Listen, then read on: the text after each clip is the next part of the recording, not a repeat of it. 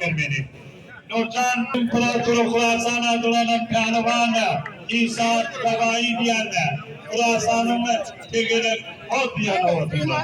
Hemen karşıya bir gün oturana Akçı konuk bir pehlivan Abdullah İli Osmanlı Nurcan'ın oğlu Cemilcan Bey'e şeriyeti meydanına karşı konuklu İmparator Kurasan'a dolanan pehlivan İsa Gavai gitti.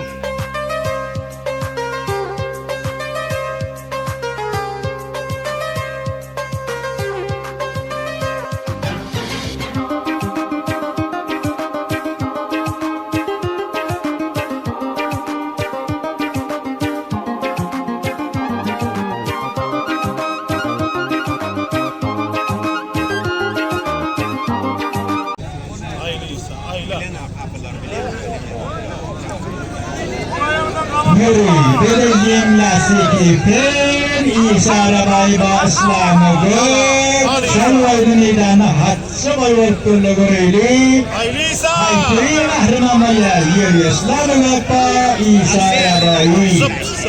Bırakın. Bırakın.